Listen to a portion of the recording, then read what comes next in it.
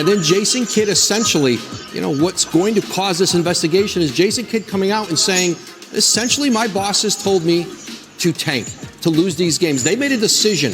Essentially, my bosses told me to cause this investigation is Jason Kidd coming out and saying, essentially, my bosses told me to tank, to lose these games. They made a decision that ultimately they didn't believe they could, if they were in the play-in, that even with Luka Doncic.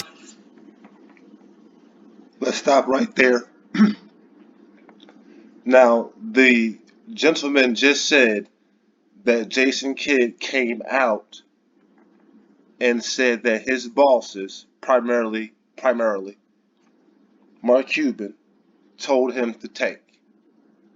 Now, this was reported today as of April 10th. And we've been following Mr. Cuban for over a decade now, so we're already aware of his patterns. But this has been going on in the last week, this so-called mess which has come to the forefront.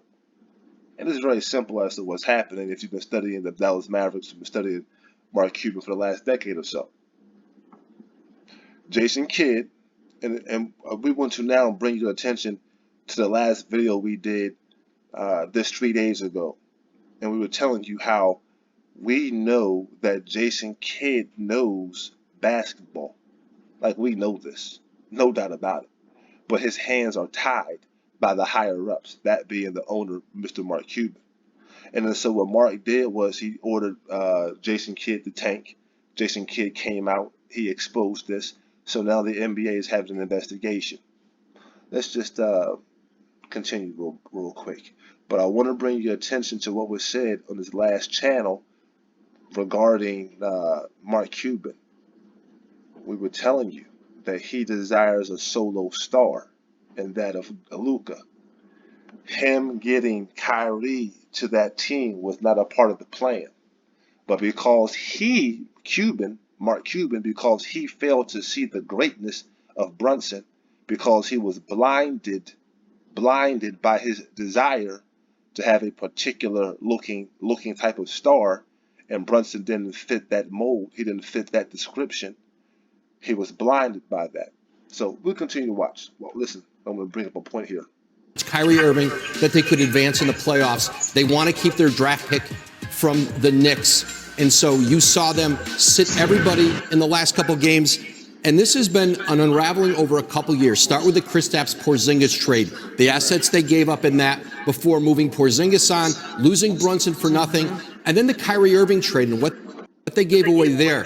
Now, listen, you are always on the clock with a player like Luka Doncic. And, as Tim McMahon reported, the organization is concerned about a trade request in 2024, that they'd have another year. And I agree with that. But you're always on the clock, and because they cannot let him walk out the door.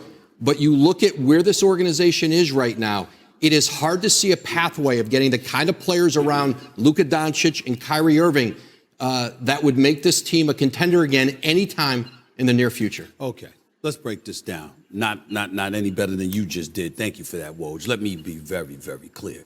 The Dallas Mavericks are an absolute mess.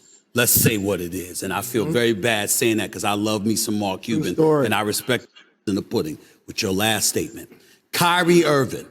You had Cleveland to exit. You had Boston, which was a mess. You had Brooklyn, which was a mess. Couldn't even get his money while we watched Bradley Beal and Zach LaVine get $200+ million contracts, okay?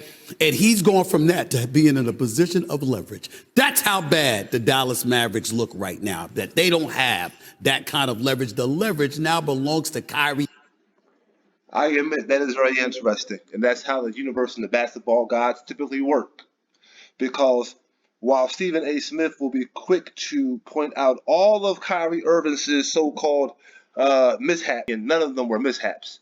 When you look at what happened to him in Boston as a former professional ball player, I would not have been playing. The surgeries which he had to go through were completely strenuous. Stephen A. Smith has no idea of that. He never played professional basketball. The mishaps, the so-called mishaps that Kyrie Irving went through while he was in Brooklyn, you see it very convenient. Stephen A. Smith ignores once again a Joe Tsai. He professes his love for Mark Cuban. He professes his love for Joe Tsai. He professes his love for owners and plantations. So now we have that situation in Brooklyn. So now he's over in Dallas. Once again, we already made mention on this channel. This is not Kyrie Irving's fault why Dallas is losing. And most of the NBA analysis or analyzers will also agree. But he had to throw Kyrie Irving into this because we all know and we all agree that Kyrie has basically nothing to do with this mess in Dallas. Let's continue. Irving. He now is in a position to get the kind of money that he was looking to get, okay? So in that regard, what has happened? You had the fifth worst record in the Western Conference or the entire NBA since the trade. We understand all of that, okay? And we look at the moves that they've made. Here's what I would say, however, to the NBA, respectfully. This investigation is much ado about nothing. We've seen San Antonio, we've seen Indiana, various other teams. It's called, you know, the Victor Wembanyama, Oklahoma City. Well, not them because they ain't been tanking, but I'm just saying, when you look at Victor Wembanyama, you got on the NBA advertise, they're marketing a dude that ain't even arrived yet because everybody is looking to get into those sweepstakes. Like that, you know how bad they've been. Well, some people have looked at various teams and said, damn it, they losing on purpose. And because Jason Kidd comes in a press conference and literally state the obvious, I mean, it was the equivalent of saying the sky is blue. That's what Jason Kidd has done. All of a sudden, it warrants an investigation. The only reason I believe an investigation is taking place is just my belief. NBA investigating Mavericks for sitting key players amid playoff hunt. Jason Kidd called an organizational decision to rest majority of Mavericks' regular rotation. In other words, I'm going to sit these guys down, we're going to shut it down, and we're going to make a bid for the NBA upcoming draft. No inside information. It wasn't supposed to be said, but Jason Kidd said the quiet part out loud. Once again, because we know Jason Kidd knows basketball, losing purposely is not in his DNA. So he gave an honest opinion, probably not even thinking so clearly as to what he was applying or implying, or maybe he didn't know. But the point being here was the so-called organizational decision. It comes from one man at the top, Mark Cuban. That's why we understand this is a plantation conversation right here. That ends up back in the lottery. Yeah, but when you yank him out after the first quarter, when you have a bunch of folks. He says, if I'm healthy, I'm going to play, and then identity. It started with Dirk, right? Dirk was a loyal superstar that was there almost 2 decades, became an all-NBA player, a Hall of Fame player, and eventually won that historic championship. You now get Luka, one of the best young talents in the league. You're building around him. Now all of a sudden you make it to the Western Conference Finals, right, and you don't pay Jalen Brunson. So now you're reaching to try to search to recapture what you had with him. But you said the most important thing. They may have Kyrie Irving in 2 years and might not have Luka. How about that? Well, and Luka Doncic was what they got. That's what that draft. Jalen Rose makes a good point. He argues that that Dirk, they won the championship with Dirk before Luka got there, and that was the stage or the type of teams that he wanted. And this is true. One thing they're leaving out, though, is that down in Texas, Cuban likes a particular looking star. And the only time where he made an exception where he was going to have two co-stars, two true co-stars, is when they both looked like him. That was under Dirk's and Steve Nash administration when they were playing down there in Dallas. And then Steve Nash eventually, as we know, eventually got traded over to Phoenix. And then Dirk stayed in Dallas and he eventually won a championship. But when Dirk stayed in Dallas, eventually about to win that championship, there was never an evolution of another co-star, particularly or another co-star that looked like Dirk. And all the other players, all the other stars were subordinate players on that roster. And the reason why that team was able to function is because Dirk was very, very unselfish, nor was he a liability on D. We already talked about this on the last one.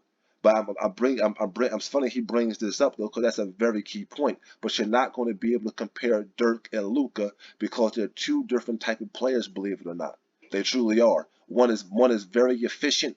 One simply is not. One is highly unselfish. One is not. Draft pick parlayed into in 2018 winning. And they don't want to call out Luka, and they're hesitant to call out Cuban. Mark Cuban was fined that $600,000, and that's what they're looking at here. Because you've had teams facing this decision. What was really bad for Dallas and what ought to embarrass the organization is the way they handled it. You can make the same decision weeks earlier, keep that in-house, but you did it publicly. You thumbed your nose at something that the league is really trying to promote and push out there, the play-in tournament. So that's embarrassing. You do this in the 11th hour, like you didn't know what the stakes were with your draft pick days and weeks and even months earlier. That's insane. But you have so many places to point the finger here.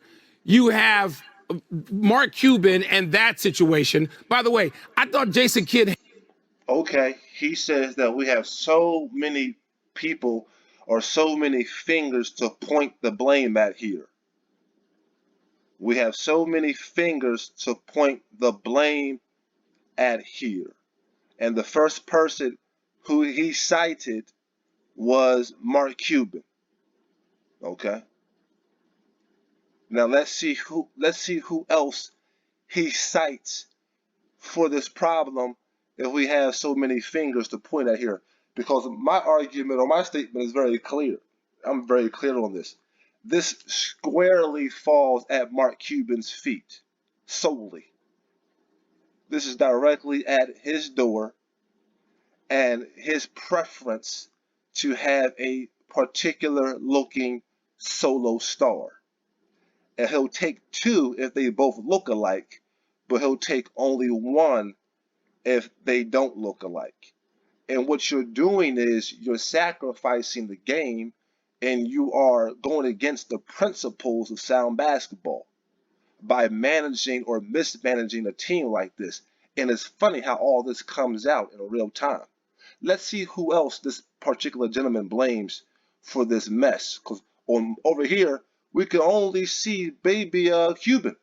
Because we don't really blame Luka, we don't blame Kidd, and we don't blame Kyrie. The selfishness that Luka displays is displayed because of Mark Cuban's enabling him. Jason Kidd's hands are tied, and Kyrie just got traded there. Okay. Handle this as well as you could possibly handle it by coming out there saying, yes, this is what is going on. I'm not going to sit here and just lie for anybody. These are my bosses. This is what they decided to do. But also the signing, the trade to get Kyrie Irving. How many teams are going to be seduced by Kyrie Irving's talent only to be betrayed by it weeks or months later? How many teams? Leverage, maybe he does have the leverage. I wouldn't keep Kyrie Irving if I'm down. So I guess it's back to Kyrie. It's back to Kyrie's fault because I did not hear any other people who were responsible for this mess. Listen, this family is real simple. It's Mark Cuban. It's Mark Cuban.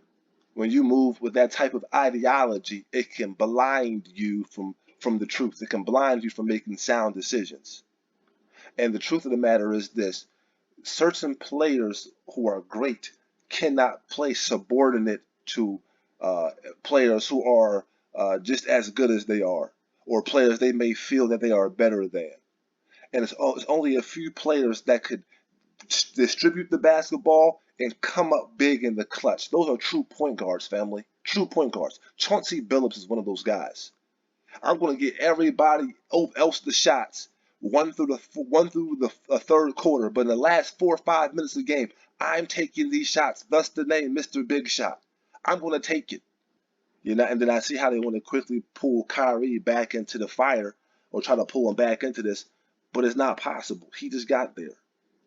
He just got there. And the pieces that were traded away were defensive pieces, and it moved you into more of a defensive liability, that being the Dallas Mavericks. And as I said, most analyzers, they already agree that this has really nothing to do with Kyrie's performance nor his play. He's been balling out since he got there. The ball actually moves better in his hands as the primary ball handler. And I'm tired of y'all trying to disrespect this man because I saw the nefarious affairs which you partaking in when he was down over in Brooklyn. It was disgusting what happened down in Brooklyn. I had made mention before. You watched Game 1 of the Boston versus Brooklyn series of last year's playoffs. Game 1, where the ball was in the hands of Kyrie Irving. He scored about 25 points in that second half. They knew the formula to use to break Boston. They had, or to, at least to contend with Boston, where they were not going to be swept. They had the formula. Put the ball in your best ball handler's hands. They knew what time it was. But because they were playing nefarious affairs, Mr. Nash and Mr. Marks over there, and Josiah playing nefarious affairs of Kyrie's future, they did not want to endear him to the basketball Brooklyn community because they knew that he was going to unleash a wrath on Boston had they put the ball in his hands. But what they did was they strategically moved the ball out of his hands in Game 2. Go back and watch the tape for yourself. I watched the games. Game 2, they took the ball out of his hands ridiculously. And you see this same sentiment being played at him in Dallas. Let me tell you what happened. Before Kyrie got to Dallas, you know what Mark Cuban said? Do you know what Mark Cuban said before Kyrie got to Dallas? He said Luka is our best ball handler. Do you see the politics the plantation owners play, family? I'm bringing it all out in real time. I'm telling you the tricks that the plantation owners play. So when the team or something goes awry, they already got a fall guy. So when everything goes awry, they already have a fall guy. I'm telling you what the games they play. I know plantation owners. I know them. I know how to get down. So he automatically, before Kyrie got there, said that Luka is our best ball handler. It's not true. Luka later came out and said, yeah, Kyrie's our best ball handler. I got a lot to learn from Kyrie. Luka knows, but Luka's not happy there because Luka has been spoiled. Luka has been enabled by Mark Cuban, and Luka's not happy in Dallas. He does not want to play with Kyrie. He wants to be the star, but that's not even all of Luka's fault. A lot of that is the enabling that was given to him from Mark Cuban. These owners can sometimes ruin these players through privilege, and that's what Luke is suffering from right now. So when he came in contact with a greater player, or at least a player with a greater handle, he had to recognize, you know what, man, listen, this might not be my team, and you can see this. And then he's not. I don't think Luke is happy with the administration of Mark Cuban. So it's a whole lot going on in this pot, but in the end, it's going to have to be directed directly back to Mark Cuban. Do not get that one confused or misconstrued. Yep. And that's the juice for the day. And I'm out.